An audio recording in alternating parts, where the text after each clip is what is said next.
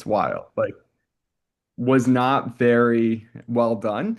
So I think that the next couple of months here are going to be very, very testing for a lot of Mhm. merchants, a lot of processors. Yeah, for sure. I think there are some processors that definitely stepped up, had a little bit better onboarding process because once April hit, you kind of had this preliminary planning period. And Yep. so some processors really kind of leveled up, took it seriously, had a chance to dig in with some of these higher risk merchants, explain everything, and really what the adjustments which were really around the TC40 inclusion in the metrics. And so we've seen a lot of customers recently, especially on my side, where they have no clue. So having to educate and kind of provide them insights, obviously the right fraud tools, and just really things to look after. So I think the first thing is like, what is a TC40 and what does this all mean, right? So now you put together a deck and definitely whip through that and kind of just give a high level view and explain. Let's do it. Let's do it. You want me to go ahead and share that over and we can go ahead and dive into it, kick this off here. Oh, sounds good to me. All right, let's do it.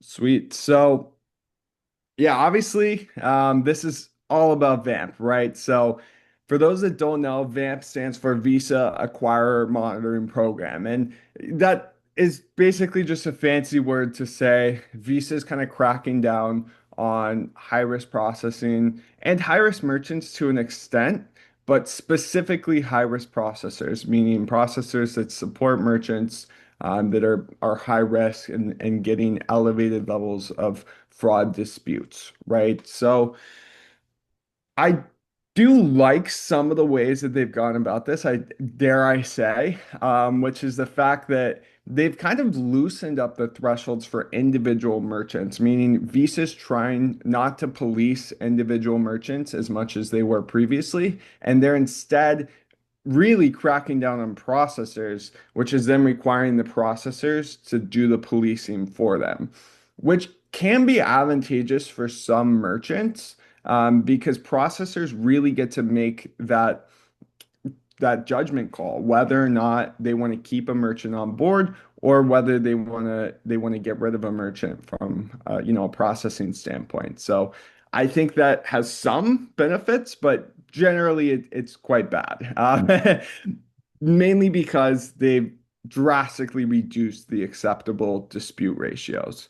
So previously, everyone talked about the 1% threshold on chargebacks, right? It was technically like 0.9% on Visa, but for all intents and purposes, it was 1%. So when you got close to 1%, like zero point 0.8, zero point 0.9, zero point 0.7 even, you would run into issues. Now processors are held to an even greater standard. So processors are required to stay below 0.5% currently, and that's going to move down next year to 0.3%, which is incredibly low, incredibly low. I mean, some of the lowest risk businesses we work with still have 0.3% chargebacks, and that's totally normal just because of friendly fraud and the way that the dispute system is set up. So processors are now required to essentially keep people below like the lowest viable dispute threshold ever, or bad things start to happen. That being said, the merchant threshold was simultaneously increased, and now it's 2.2%, which is fairly high. I mean, it's not incredibly high, but it gives you some room to run as a merchant where you're not necessarily going to get monitored by Visa. However, you will get monitored by your processor. So a lot of people saw this 2.2% and they were like, oh, I'm good. Because not only is it 2.2%, it's 2.2% plus 1,000 disputes a month. So not many people are within that threshold. However, your processor is not enforcing a 2.2%, right? So your processors are enforcing their thresholds that they have to be under. So, Mike, I know you've seen the official guidelines from a handful of processors out there. I know Stripe released theirs. I know there's a couple other processors. And it seems like they're generally not enforcing this 2.2%. They're instead enforcing their own kinds of thresholds. Can you talk a little bit about that and where the bar is now for what processors are enforcing? Yeah, so if you look at it, and it's funny, I posted on X, I think it was like 2 weeks ago, Stripe announced kind of like their non-compliant threshold, which was at 0.5%. So I think it's a little deceiving with the new VAMP ratios because the 2.2%, like from the untrained eye, it appears it's higher, right? But it includes TC40s, which are essentially like true fraud, like alerts that are not technically a chargeback.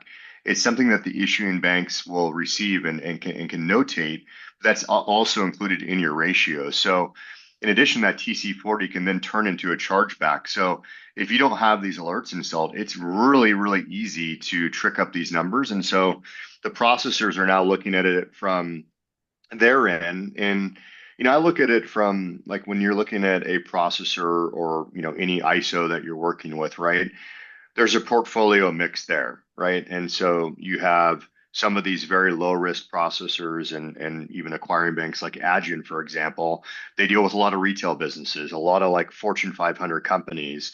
And I have a lot of customers that are using Adyen right now, but they're able to take some of that higher risk tolerance in through their portal because they have so much low risk business, right? So they're not really, really scrutinizing the merchants as heavily as a high risk processor that maybe does only e-com or gaming or adult or drop shipping, right? So those are where if you have a high mixture of that in your portfolio, that's where the processors now have to put a lot more pressure on their merchants in terms of driving their ratios down. So it's interesting because as a merchant, you're going to want to really analyze the processing relationship that you're setting up, right? It's not kind of this old way of just setting up with a processor that's high risk, takes everybody, because they're going to start putting a lot more pressure on an individual merchant level and really monitor you and then pass down fines if those start to attribute and rack up. So you want to be thoughtful in the approach and what you're looking at in terms of what processor you're setting up with to make sure that they can actually tolerate your risk and your profile, what you're selling, and obviously the aggressiveness in terms of like volume of sales and things like that. So it's interesting. Stripe just kind of just announced this a couple weeks ago, where if you're over 0.5%, you're considered excessive or non-compliant. Which is absurd. A half a Right. percent is like almost everyone. And Hmm. I'll just kind of add on to what you said with the TC40 and the chargeback thing. So a TC40 is like you said, it's a fraud notice, which is generally going to be the predecessor to a fraud chargeback. It can also get filed without a chargeback, which is concerning, right? But if you are looking at it from a high level, most chargebacks are fraud, and most fraud chargebacks, or all fraud chargebacks on Visa have a TC40, which means effectively your ratios just got doubled, right? If you previously had 10 fraud chargebacks and 100 transactions, you have a 10% dispute ratio. If you have 10 chargebacks in the age of VAMP and they're all fraud, you just doubled your ratio. Now it's 20% because you have 10 TC40s and 10 chargebacks. Now, obviously, the chargebacks can be mitigated through different solutions, which we're going to talk about, but the TC40s are in and of themselves there. And that's very concerning for a lot of merchants, which have kind of floated by with RDR and these other types of alert programs Hmm. and didn't really have to worry about their visa ratios previously. Yeah. And just really quickly here, I also want to talk about the actual financial impact of this. So we've talked a little bit about terminations. I think underwriting is going to get a lot worse as well. So what actually happens if a processor is over the threshold that they're supposed to be over? Right now, it's not on this page, but it's 0.7% through the end of the year. At the end of the year, it's going to drop down to 0.5%. And then it's supposed to drop down even more to 0.3% next April. So right now, if processors are above 0.7%, they're considered excessive. And they essentially get an $8 per violation fee tacked onto every dispute and every TC40, which means they're going to mark that up. It's probably going to be at least $10, as you see on here. Likely some processors are going to use that to make money. They're going to mark it up to 15, 20, $25. And they're going to apply that to every single dispute on the portfolio, which means as a merchant, even if you're the cleanest merchant in the world, you get one chargeback a month, you're at like 0.1% VAMP ratio, you're still going to get more fees. Every single person on the processor is going to get more fees. It's not just the excessive merchants, it's every merchant. So VAMP is all about understanding the eggs that you're putting in the basket of your processor and making sure it's the right basket and that you have multiple baskets to choose from Hmm. based on how your processor is going to react to this and frankly just how high risk your processor is because this is definitely more advantageous for the Adyeans of the world, to your point, that have a ton of low risk business to balance out that high risk business. That's not saying it's safe. It's just saying they're going to be less impacted and probably going to freak out a little bit less than some of the other processors out there. Hmm. Yep, exactly. So I just want to talk about what that actually looks like from a ratios perspective. So previously, this is maybe what your setup looked like. If you're using chargeback alerts, you probably have very little Visa chargebacks, right? You're going to have a lot of RDRs, a lot of Ethicas, a lot of CDRNs, and very few chargebacks. Generally, a merchant that would be around 1% without dispute alerts on Visa, it's going to be around, 0.1, 0.2% on Visa, maybe even less than that. And this is what it looks like with VAMP. So unfortunately, alerts aren't typically going to help with the TC40. They are going to help with a chargeback, which means that without alerts, you would get double dinged. You would get dinged for the fraud chargeback and you get dinged for the TC40. However, this is generally what it looks like because most chargebacks are going to be fraudulent.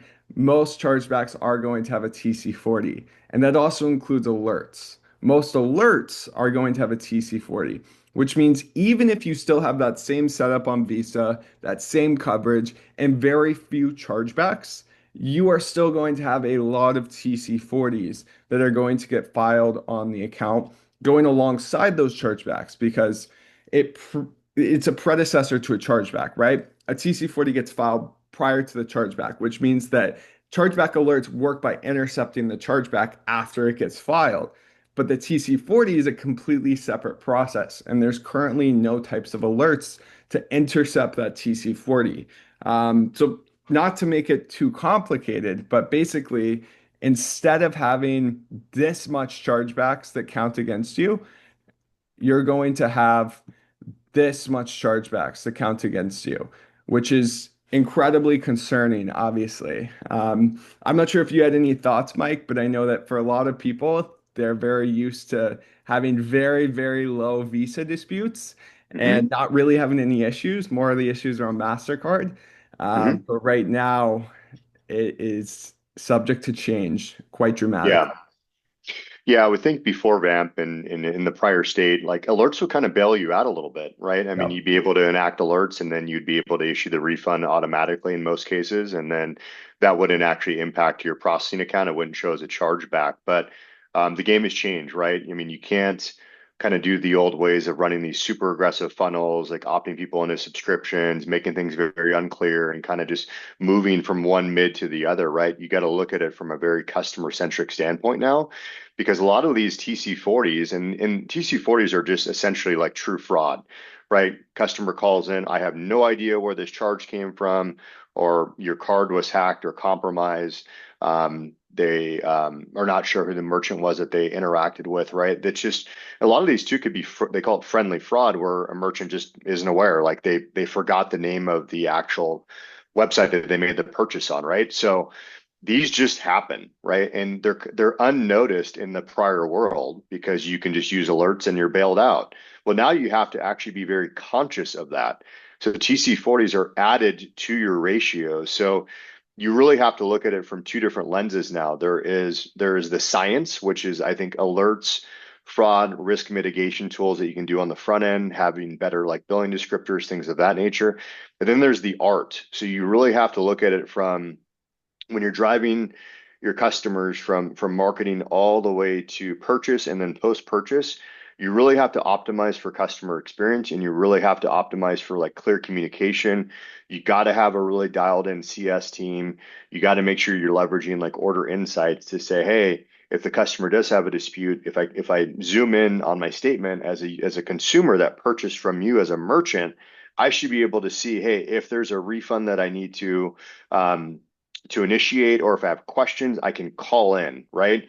So there's tools and things that you can use, but you just really have to look at it now more than ever, like optimizing for customer experience. Like I totally get that everyone wants to scale.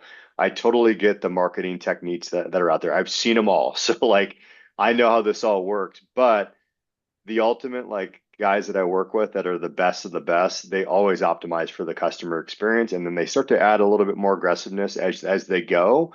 But it's very difficult to kind of do that in the beginning and then course correct, because then shutdowns happen, your chargeback ratios go up. It's like now with VAMP, it's almost like near impossible to kind of run the old school way. You have to slow down a little bit to speed up.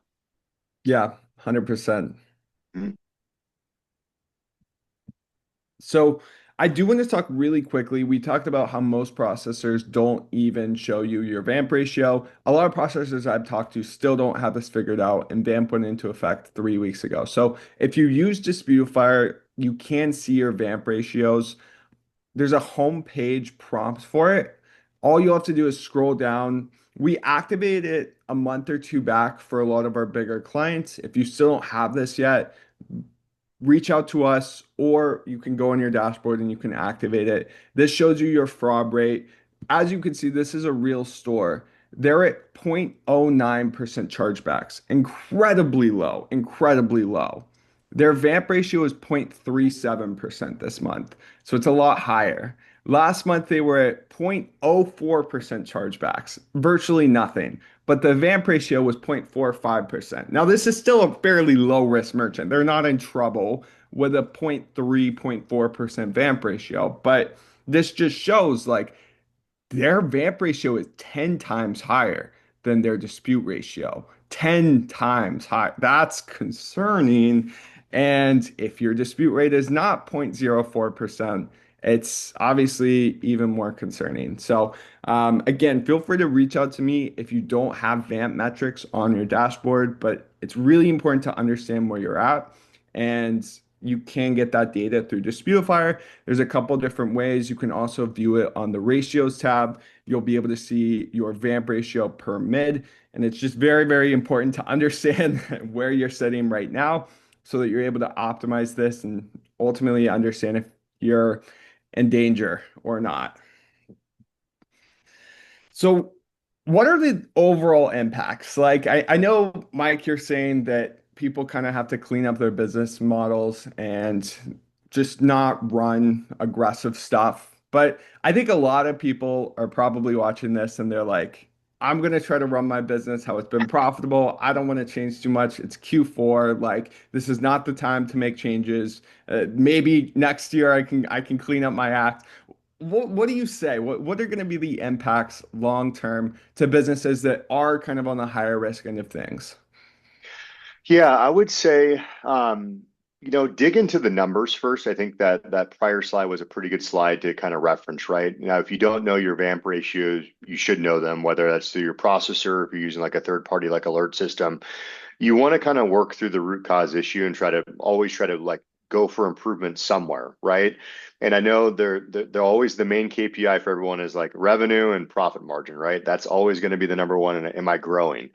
But you also want to look at it too and kind of gamify this a little bit to where you're looking at your actual like risk profile, like and how you're managing that, right? So look at your chargebacks and dig into the data. So now if I see that the VAMP ratio on that prior merchant is 10x what the actual chargeback ratio is, that shows to me that there's some fraud problem, right? So like, are they running subscriptions? What does their funnel look like? How clear are their descriptors? Do they have like a good CS team? Again, kind of working backwards to like optimize for the customer experience. Because I think ultimately, if you look at it, you can get to the numbers and hit the revenue running a super compliant business and really optimizing for that customer experience. So I think kind of look at risk as a way that's going to help your business grow, not as like a negative thing. And I think that's where it's perceived negatively, right? And I'm a risk operations guy, talk to businesses every day.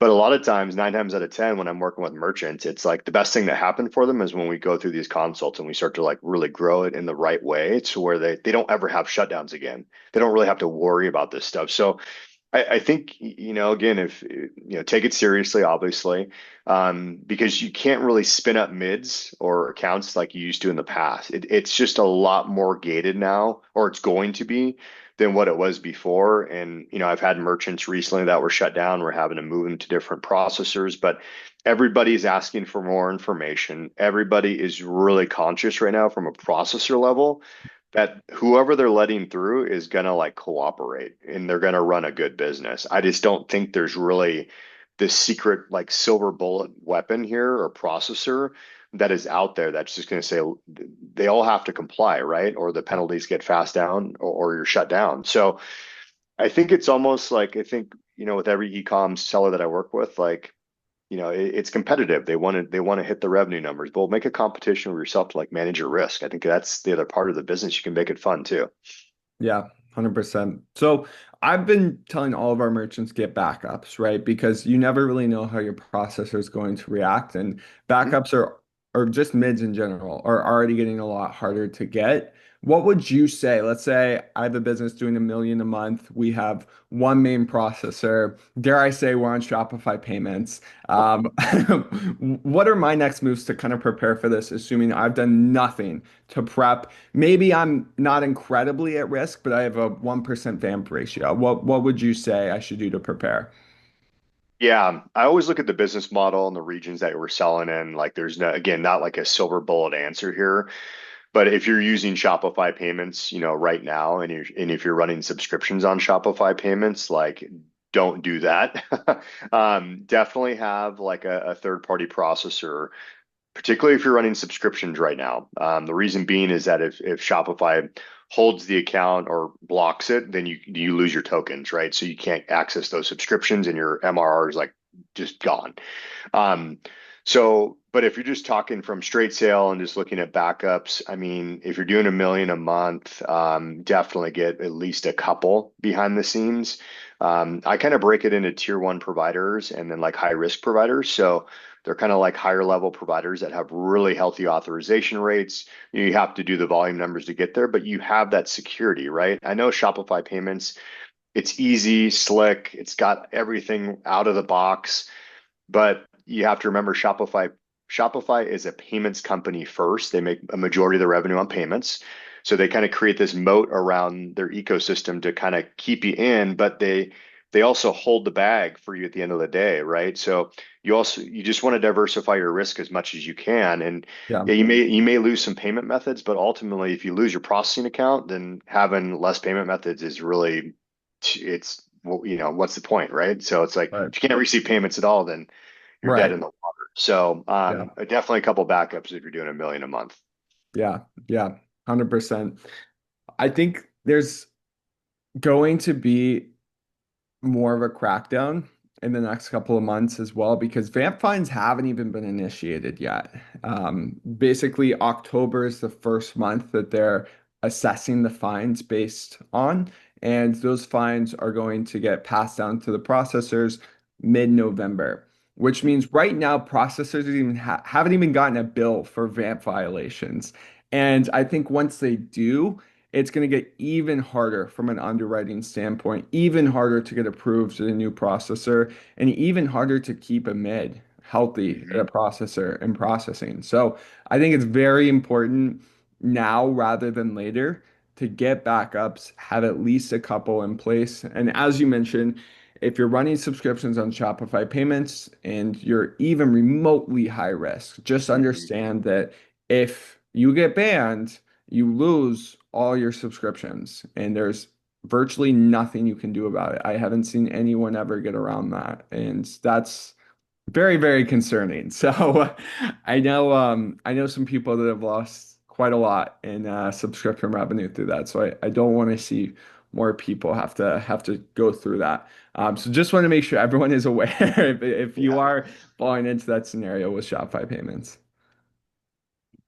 Cool. So I don't know why these slides are cut off, but anyway, let's talk about what you can actually do because as we mentioned, there is no silver bullet to VAMP. We're talking about backups, we're talking about alerts, we're talking about a lot of stuff. These are not silver bullets. These are like if shit hits the fan, like you should still be able to run your business type of deal. But let's talk about what you can actually do to get ahead of this, to mitigate your risk as much as possible. And I hate to say it, but I don't have a TC40 alert to sell you. I really wish I did. I truly do. But instead, it's really just about preventing the dispute from being filed in the first place, which goes back to the fundamentals. And I think this is what Visa is trying to do. They realized the alerts were too OP and they realized that there was a lot of fraud that was kind of slipping through unchecked. And now they really want to kind of rein that in and they want to make sure people have the fundamentals down and are providing a good customer experience, which makes sense. We understand it, but there is some changes needed from some merchants. So we talked about subscription. I'm happy to go through this really briefly here, but it's not new stuff, guys. Like this is not like incredibly complex new information. It's like if you have a subscription, make it clear. Someone clicks a box. If they don't click a box, you need to show them in multiple different places on the checkout, on the product page, even in the cart page that they're signed up for a subscription. Have some emails that go out. Thanks for signing up. Here's a link to access your portal. Don't hide the cancellation button between Mm, 17 different clicks. Send out a reminder before you bill someone for a subscription. In that reminder email, talk them through if they need to cancel, if they need to pause, if they need to skip.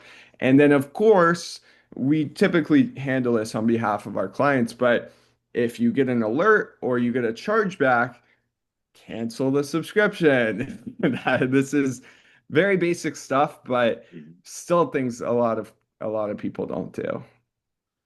Yeah, yeah, it's tough because you want to be able to convert, right, and build the MRR. And again, I've seen every strategy out there, so nothing is surprising to me that I've seen. But you always want to focus again, customer centric, give them the opportunity to opt out, have them opt in, right, or opt out once they've actually made the subscription purchase, and then just have that customer service team kind of ready to go Yeah. if they're they have questions and stuff like that. So it is has changed. I mean, it's going to be a little bit of a flip where you kind of have to go slow to go fast, right? It's very hard now, and I see this again going from 0 to 500,000 in a month, right? I think those days are going to be very far and few between. I think all the sellers are now going to have to take a lot more methodical approach, but I think that's Visa's intent, and really from a high level view, especially with the next once I think it's November 17th is when the fees are going to hit. So then I think that's going to be like when shit hits the fan, I would say. So things will start trickling down here, and so you just want to make sure that you're taking more of a cautious approach on some of these Yeah, things. for sure. Okay, so we've talked a good bit about subscriptions, which is probably a significant portion of the people watching this right now. But one thing that applies to every single person watching this right now is fraud, right? So I kind of split fraud into two buckets. There's friendly fraud and then there's true fraud. Friendly fraud would mean it's a real customer purchasing from you. Maybe they forgot about their subscription, maybe they just want to get a free product or they don't recognize the transaction or a numerous amount of other things that is a little bit easier to curb, right? Provide a good experience, clear billing descriptors, remind people about subscriptions, like basic shit. But there is true fraud as well. And some people have good procedures around true fraud, some people do not. True fraud is essentially when people use stolen credit cards on your website. You can go on the dark web and buy millions of credit cards for ridiculous sums of money, like cents on the dollar. And a lot of people make a living out of doing that, going on random e-commerce stores, getting transactions through. Maybe they resell the product. Maybe they're just testing the card. They don't even care about the product. There's a lot of other ways that people use this as a business model, which is obviously a huge problem. And those are all going to result in fraud chargebacks. And you're not going to win any of those chargebacks either because it's a stolen credit card. You don't win those. You're not supposed to. So in those cases, it's all about prevention, which means you have to have some sort of analysis system on the orders that's scanning every single transaction that gets placed on your store and looking for any signs of fraud risk. And then you need to make sure, in my opinion, it's a fully automated system that's canceling out the high risk orders because a lot of people like they may get a Shopify fraud analysis, they may use a tool like ours or someone else's, and then they don't really have good procedures in place or like a point man at their company who is looking through all the scanned orders and then canceling the ones that are fraudulent. Or perhaps you want to verify the orders, reach out to the customer, see if it's legit. That's understandable, but you need to make sure you cancel these incredibly quick because typically the TC40s are coming in on the first week after the transaction. The chargeback may have a bit of a delay. Maybe it takes 2 weeks, but on these types of orders, they're quick. They're quick because people obviously like whenever you get your card details stolen, it's only a matter of time before you cancel your card, which is obviously generally a couple of days, a week or two. And whenever you report your card as lost or stolen, every single transaction from that point onwards gets a TC40. So it's very important to take aggressive action on fraudulent orders and cancel these as soon as possible, like day one, really. Ideally, like second one, like just have an automated system in place.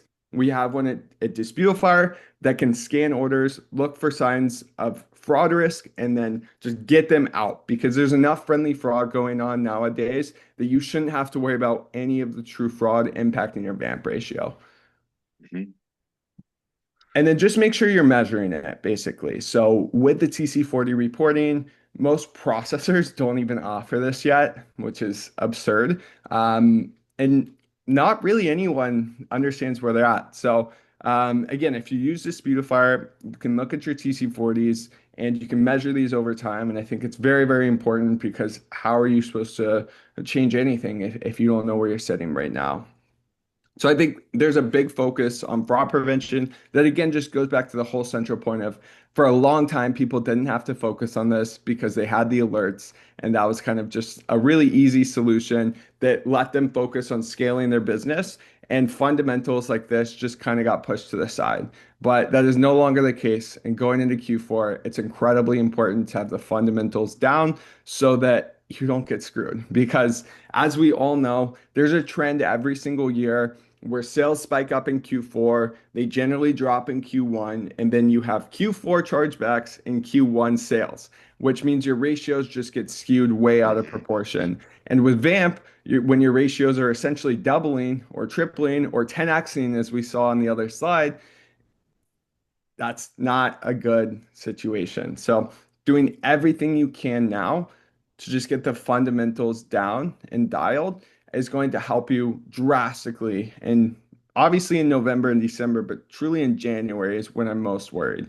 Because also in January, the threshold for processors gets reduced to zero point 0.5, and right now it's zero point 0.7. Yep. So, very, very concerning all around. Mike, any thoughts on the fraud prevention side of things? No, I think you hit on it. I mean, obviously, you want to, if you don't have these processes kind of in place today, or a point person, or a robust like front end fraud solution like Disputifier, you definitely want to start implementing that. Again, it's art and science, right? The science is Disputifier, but you also want to have your own internal team kind of managing this process. And then the other thing too is that once November hits, the October data will be available. But if you're a merchant that, let's say, you're over threshold, you'll be on like a 3 month monitoring program, right? So you have to have 3 months of like very clean processing history, and you have to be below the threshold. The other thing too is that the TC40s, they count in calendar months. So one thing I'm trying to let my merchants know about is that obviously with Black Friday here in the US, um, you're going to be pumping a lot of sales that day. That's one of the biggest, sale days out there. Then you have Cyber Monday as well, but you got to be a little careful too, because if you make a lot of sales and you're not really monitoring your fraud, there could be a lot of TC40s that just hit at November, and then it screws up your ratios really bad. So, yeah, I think in addition to what you're saying, it's just put these things in place and start to really put some thought behind it, and then just be wary. Have it ready to go by those kind of like those two key dates as you make sales and kind of go into the holiday season. Absolutely, for sure. Mhm. Cool. So let's talk about some of the actual solutions and tools and kind of stack these up. So we call this a 5-layer VAMP protection system, which is again, fundamentals are what really matters here, but there are solutions in place, and you need to make sure you're using every single solution that you can get your hands on, basically, right? So, fraud scanning is what we just talked about, ensuring that every single order gets scanned. You have some sort of AI analysis that's looking at the orders, filtering out the fraud orders, and canceling those automatically. That's table stakes. Everyone should be doing that. Absolutely. The next is order insights. So, not many people have used order insights for a very long time, but it's a really great solution, especially for specific types of merchants. Order insight, we'll show you an example in a moment here, but it's essentially where you can add additional details on a customer's bank account, which is crazy. But if you use Order Insight and a customer signs into their banking app and they see a transaction that they may not recognize or they may not think they authorized, you can add details as well as push people to contact your support. So you can add your phone number, you can add a refund policy, you can add your email, you can add a description of what the charge is, you can add pretty much anything that you would ever want to add into their bank account. And that's essentially going to ideally push them to contact you before they file a dispute. It's a very, very cheap solution. It makes a ton of sense for virtually every merchant, especially subscription merchants. And it really has to be combined with instant support. Otherwise, it's kind of pointless, right? The goal here is in that split-second decision when a customer is thinking about clicking that dispute button, they instead click that phone button and then they call your support. And if you have someone pick up instantly and process a refund or at least explain the charge and what it's for and reassure the customer, you're going to get ahead of those disputes in TC40s, which ultimately is what the only VAMP protection system is about, right? It's not about intercepting it once it's been filed. It's about preventing it from getting filed in the first place through business fundamentals. And Order Insight is a business fundamental that pretty much every merchant, especially subscription merchants, need to be using. Again, we'll show an example in a moment there, but super important. The next part of Order Insight is compelling evidence. Again, sorry this is cut off, don't know what's going on there, but Mm. compelling evidence is basically Order Insight on steroids. So it's not necessarily about providing transaction details, it's about showing that a customer is wrong, which is crazy. But if a customer tries to file a fraud dispute, and it's clearly not fraud. Compelling evidence can theoretically deflect that dispute and prevent it from ever getting filed in the first place. How it works is basically you can enroll in compelling evidence through a service like Disputifier, and then when a customer files a fraud dispute on Visa, if you're enrolled in compelling evidence, we essentially get notified instantly, like the second it occurs. And then we have 2 seconds to go query all of your transactions from that customer and provide them back to the customer's bank. And if we're able to provide two or more transactions from that customer older than 4 months, 120 days, and those two transactions are non-disputed, then we can show like, hey, this customer, they've been buying for years, for months, they've never filed a dispute. Why is this all of a sudden fraud? Real fraud gets filed within a couple of weeks. This has been a couple of months. This is not fraud. This is friendly fraud. It's not a real order. It's not a real chargeback. Don't let them file this chargeback. And most of the time, if we can provide that information, the bank won't let them file the dispute. Now, does that always work? Not necessarily. It's better for low risk merchants. For high risk merchants, the bank may see that and they may say, yeah, but we don't really trust you. We're going to go ahead and file this dispute.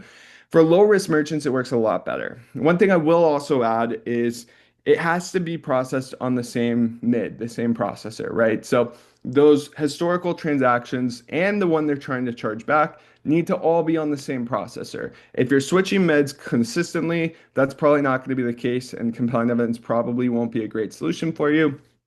We have some merchants getting a ton of value from it because they use one main med, they have a really long-standing subscriber base, and they're able to provide these additional transactions for a good portion of their fraud disputes, like 20, 30%.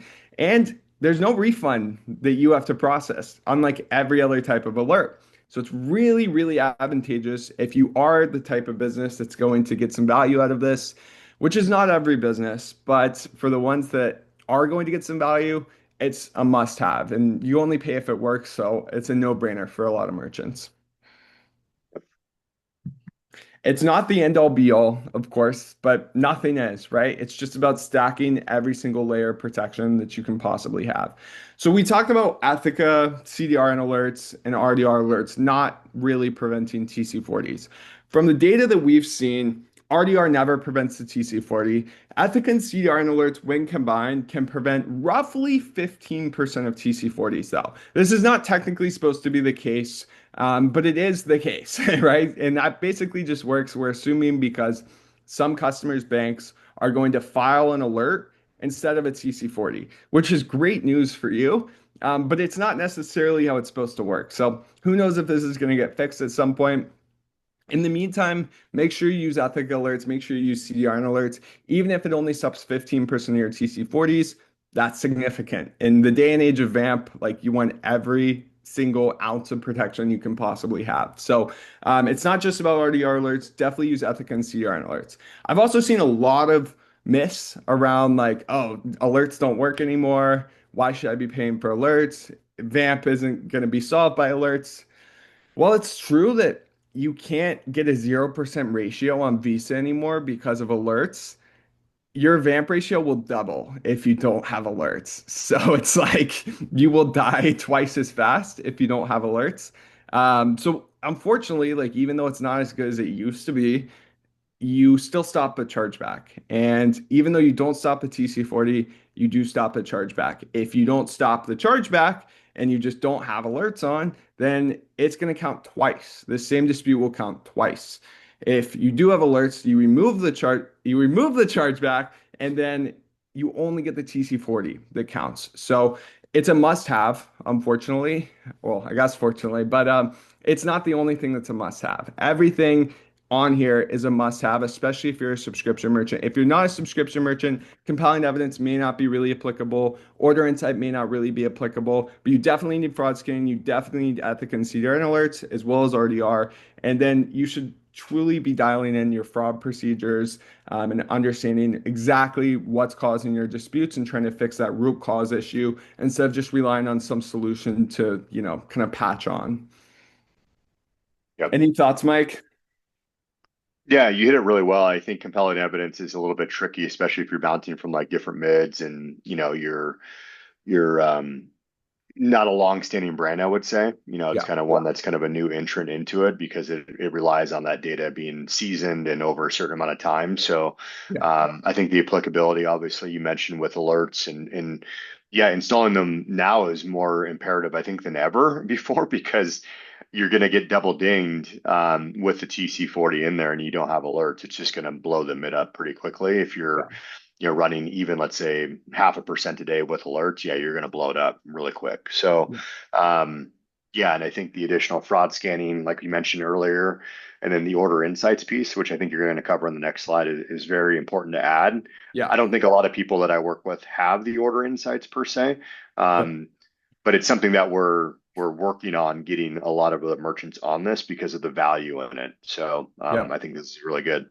Yep. Here's a practical example of Order Insight for like Disputifier. If we were signed up for Order Insight, instead of just seeing this charge on your card, you'd be able to click into this. And obviously, I don't know about you guys, but when I go on my bank and I want to dispute something, I have to click the transaction anyway. So it's essentially when you click the transaction, showing a ton of additional details on the merchant.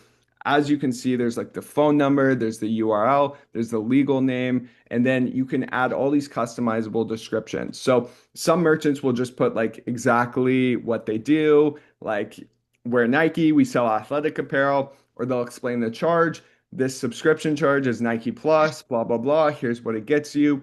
Or they'll just use this to tell people to contact their support. Instead of explaining what they are, the charge, whatever, they'll just say, contact this number for an immediate refund and really, really just try to push people towards contacting their support.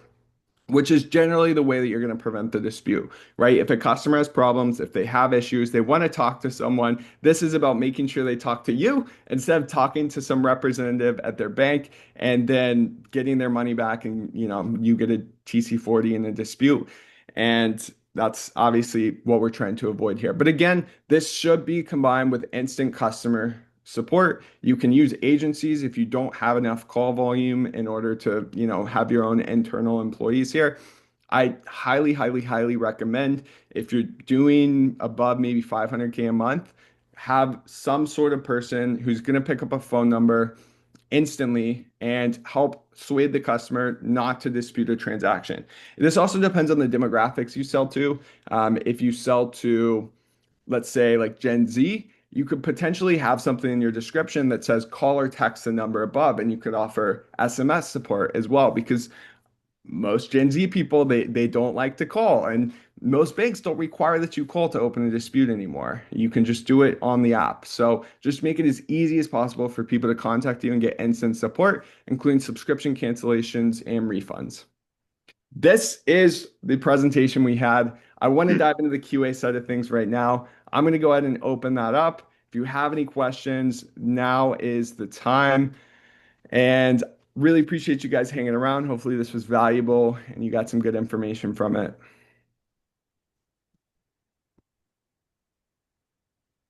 All right, so how do we update our order insights? We use Thrivecart and have authorized.net. So within Disputifier, you can update your order insights under the alert configuration. If you're not using Disputifier, I'm not exactly sure. With Disputifier, there's two ways you can do it depending on the kind of software and the version of our app that you're on. Number one is under alerts. There's alert configuration, which allows you to do order insight. Number two, you can always contact our live chat. We have 24/7 support with a real person. You can just ask to set up order insights, and we'll kind of walk you through that process. There's a good bit of information that you need to provide in terms of like the description, the phone number, legal name, DBA, email, refund policy. There's a good bit of information. It's chunky. It's not like a very, very simple sign up process. But once you fill out that information, then we'll go ahead and get you enrolled. It takes about the same time as RDR does. So about typically 3 to 5 business days, sometimes slightly longer.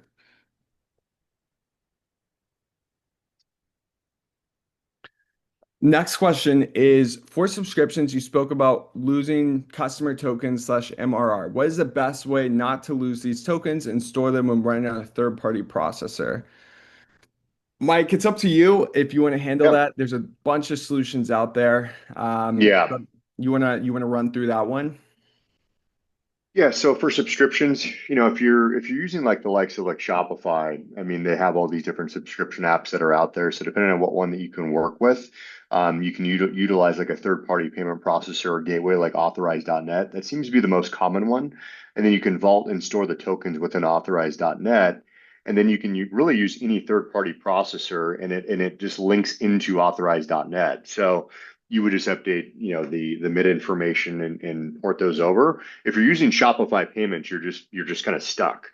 So the back end of Shopify payments is Stripe, so they're going to store the tokens, and it's really next to impossible to get those tokens out. I mean, there's ways that you can kind of go after them on this, but that's what I'd recommend. And then also for subscriptions as well, highly recommend a third party, funnel, whether it's, Funnelish is a little bit more for testing, I would say. There's Checkout Champ, there's Phoenix, there's these different types of solutions that will allow you to run a more robust subscription management solution or offer, and they'll store the tokens within their platform. So you can use hundreds of different processors on Checkout Champ if you'd like to. That's probably been the biggest recommendation that I'd say, is really just kind of get off of Shopify and move it to a higher level like subscription management software. Yeah, definitely. Depending on how you run subscriptions, physical, digital,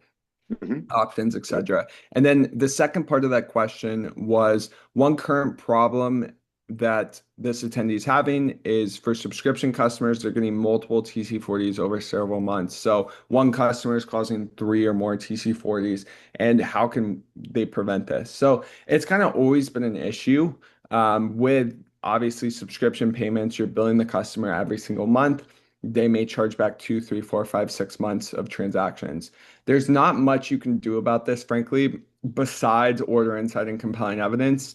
Compelling evidence is kind of designed for this problem. So at least a customer can't hit you after 4 months. If they hit you after three, there's not much you can do about it. But if they hit you after 4 months, then you're eligible for compelling evidence. And that's definitely what I would say is going to be the best solution there for preventing those one customers causing 1, 2, 3, 4, 5, 6, 7 plus TC40s. So definitely would recommend compelling evidence in that instance. It's not going to be a end all be all solution, but for those ones that are really going to cause the most TC40s, it should help.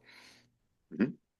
I Yep. like this question. So, how exactly is this a problem for processors like PaySafe? Can't they just charge higher fees and don't care about numbers other than higher fees? So, this is an interesting question because I think a lot of processors may misunderstand this and a lot of merchants do too. So, a lot of processors, probably PaySafe included. I don't know about them. I know like Maverick and a handful of other Yeah. big high risk processors are like, oh, it'll be fine. We're just going to pass on the fees. We're not worried.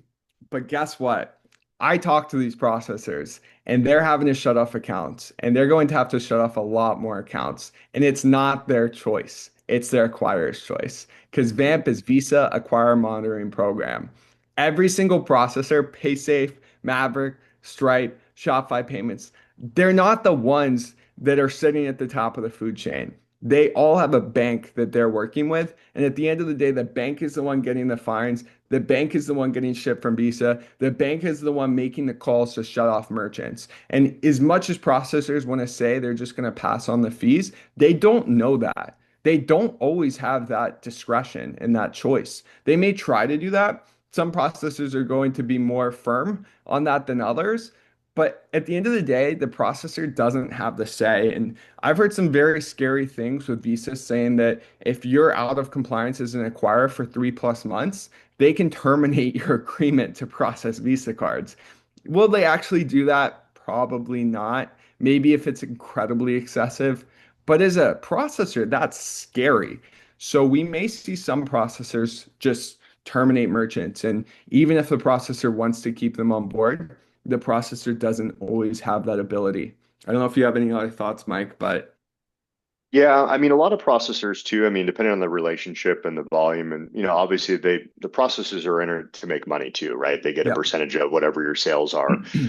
They'll typically notify you. They'll put together like a remediation plan. All the processors, we're hooked in with 30 different global processors, and we work with PaySafe, and with them, they'll typically communicate something to you, so they give you kind of a warning before things kind of unwind, or they charge higher fees and things of that nature. So um, that's what I've been seeing more. It's with like mass cuts and things like that. Those are more for like I think like bigger like processors. You have like the likes of WorldPay for TSYS Direct or First Data.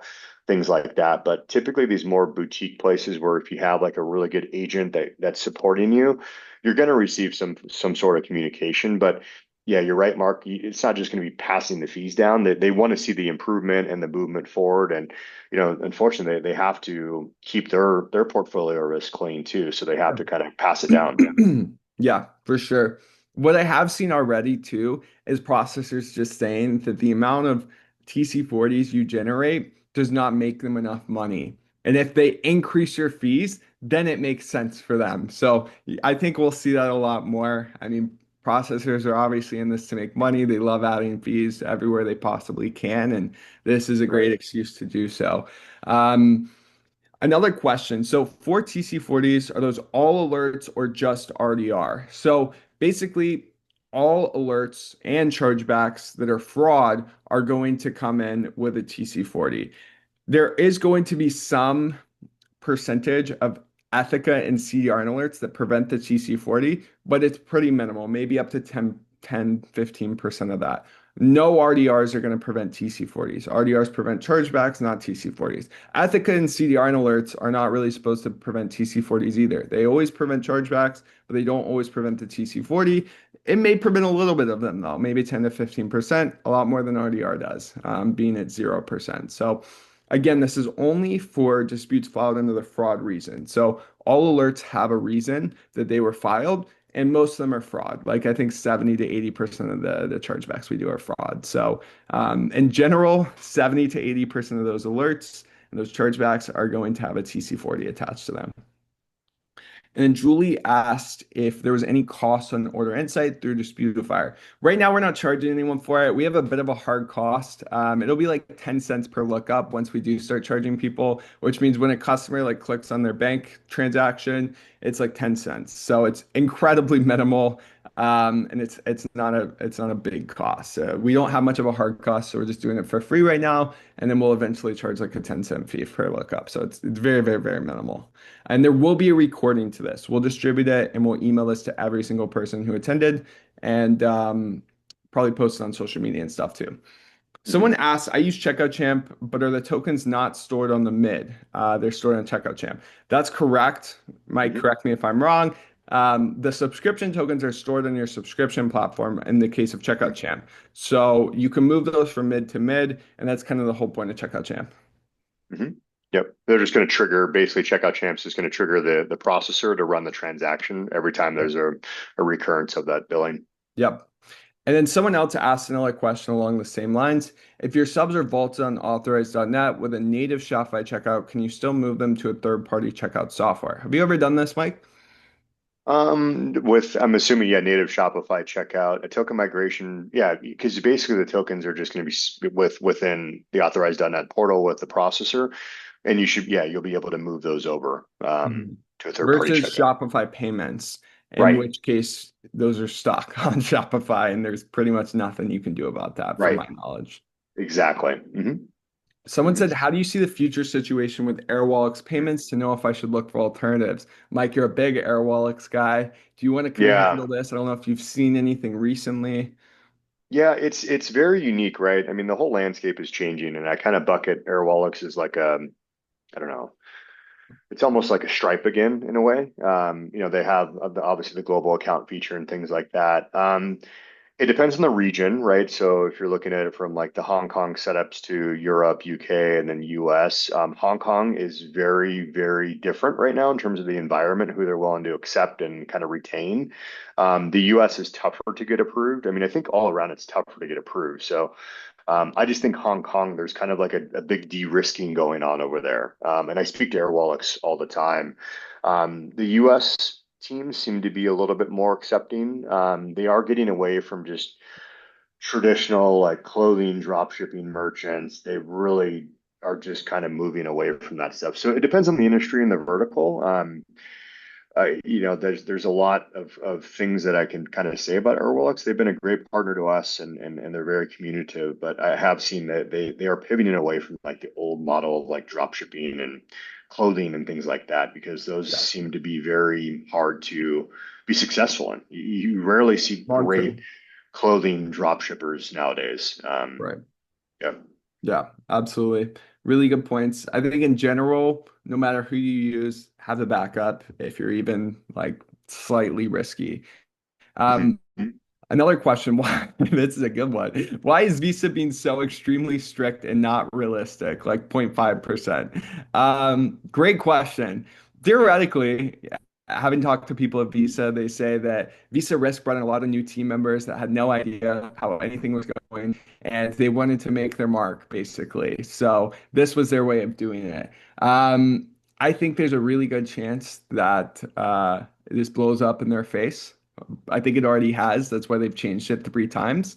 Why they're being so unrealistic, who's to say? From my understanding, they brought in a lot of new people that maybe didn't get the industry and wanted to shake some things up. So it's hard to say. I mean, obviously, it's a crackdown on high risk processors, but the thought behind that is TBD. Whether it's a they're just trying to make money, which they will make a ton of money in fines, whether it's they're trying to, clean up processing and eliminate fraud. That's what they say for sure. I think it's a double whammy for them, but Visa's Visa. It's hard to say exactly, but I think there's a lot of factors that go into it.